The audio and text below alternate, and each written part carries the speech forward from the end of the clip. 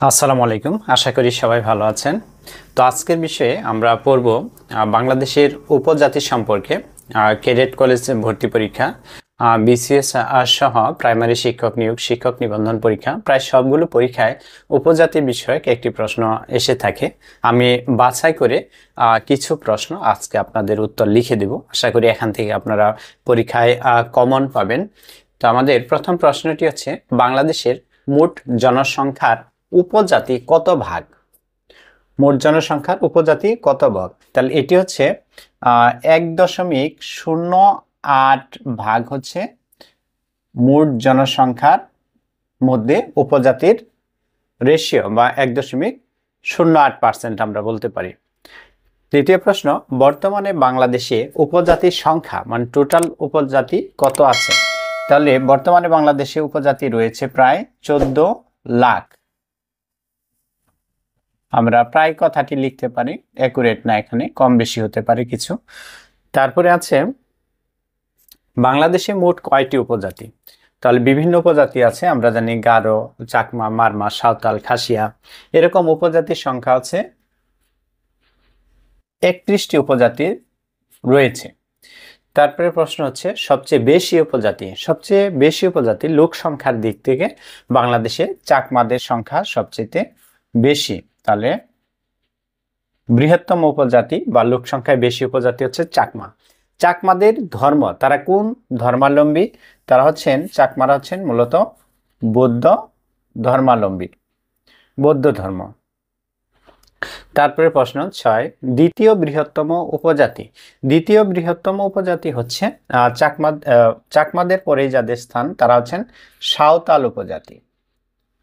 সাঁওতালদের সংখ্যাও তুলনামূলকভাবে বেশি, তাহলে সাঁওতাল।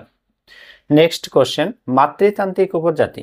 মাতৃতান্ত্রিক মানে পরিবারের মা হচ্ছেন প্রধান, বা পরিবারকে পরিচালনা করেন মায়েরা, এরকম উপজাতি হচ্ছে 3টি উপজাতি আছে। প্রথম হচ্ছে গারোর নাম আমরা মনে রাখবো, গারোদের মাতৃপ্রধান। এছাড়াও খাসিয়া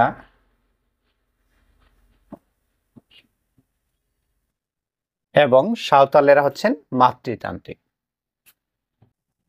এরপরে রয়েছে পিতৃতান্ত্রিক উপজাতি, যেখানে পিতারাই প্রধান, পরিবারের প্রধান, এরকম হচ্ছেন মারমা এবং হাজং।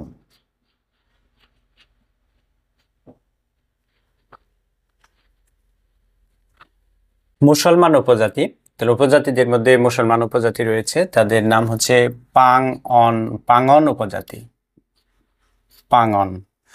রাজবংশী উপজাতির বসবাস, রাজবংশী উপজাতি বাস করে রংপুর জেলায়, তাহলে রংপুরে রাজবংশী উপজাতি। মারমা উপজাতির বসবাস করে কক্সবাজার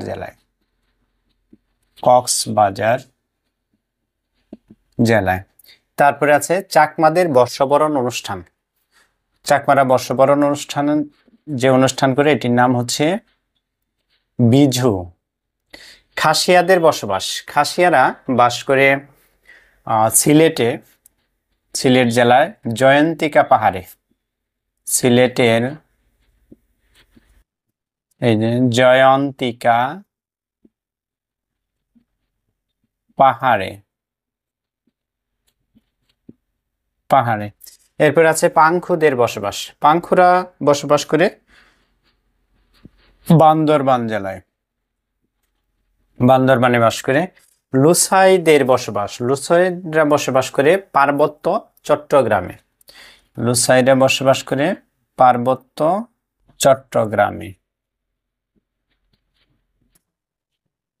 তারপরে আছে কুকিদের বসবাস হচ্ছে রাঙামাটি জেলায়।